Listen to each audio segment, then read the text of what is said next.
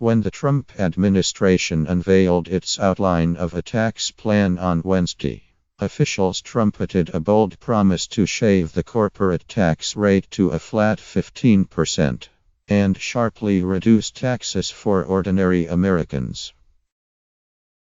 But one crucial issue they left unaddressed: how the administration plans to deal with the so-called carried interest loophole, a tax treatment enjoyed by some of the richest people on Wall Street. During the presidential campaign, Mr. Trump pledged to close the loophole and make its beneficiaries, private equity and hedge fund executives among them, pay their fair share of taxes.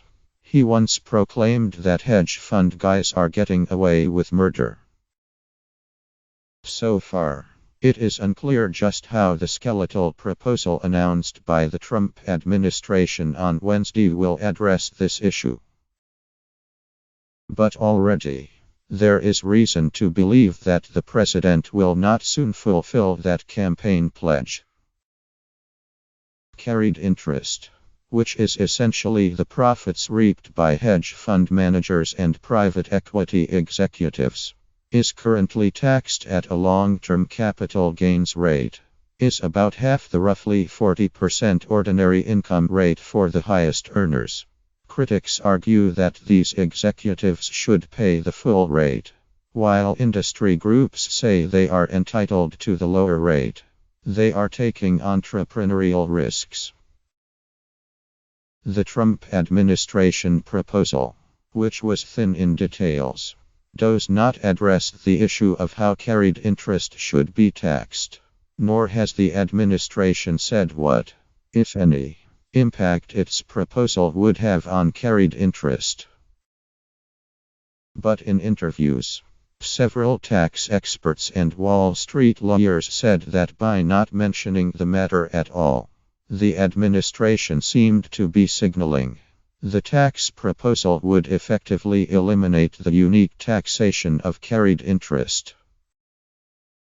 That does not mean carried interest would be taxed at a higher rate than it is today.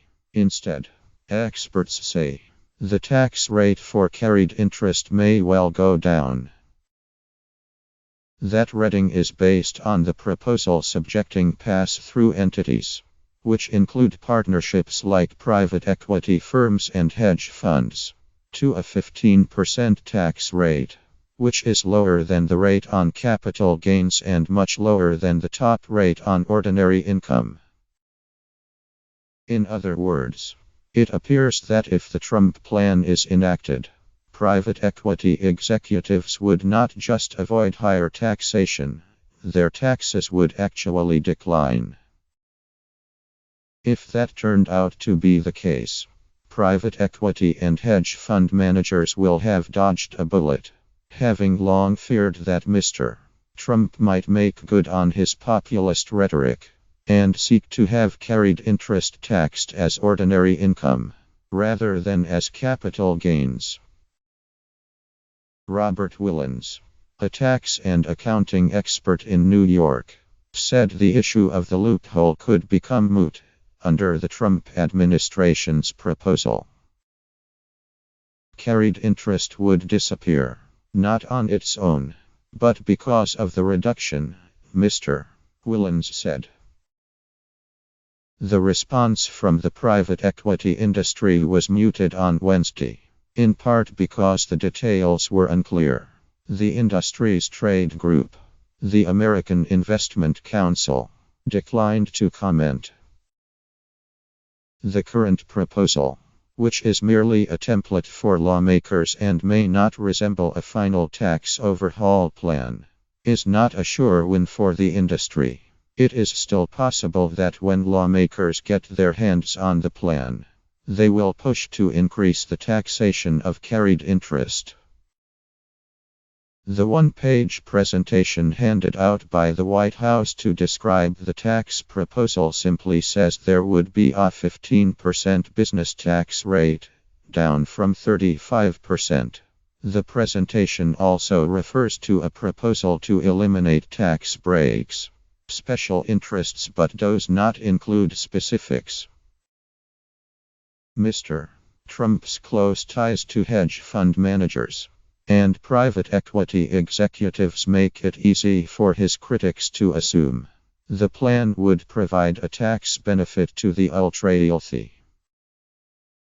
Treasury Secretary Steven Mnuchin is a former hedge fund manager. Two of Mr. Trump's advisors are Stephen Schwarzman, the head of Blackstone, the giant private equity firm, and Carl Icahn, the billionaire investor and longtime hedge fund manager. John Paulson, another hedge fund manager, whom Mr. Trump once invested with, was an economic advisor during the presidential campaign. Hedge fund managers and private equity executives together contributed more than $5 million to Mr. Trump's inaugural committee. And Wilbur Ross, Mr. Trump's Commerce Secretary, is a billionaire former private equity executive. Before he was selected for his role, Mr. Ross, an early supporter of Mr. Trump's, said that a Trump tax plan would crack down on the carried interest loophole. My carried interest, and everyone else's, will not be eligible for a lower tax rate, he said in October. But based on the few details released by the administration on Wednesday, the president may have experienced a change of heart.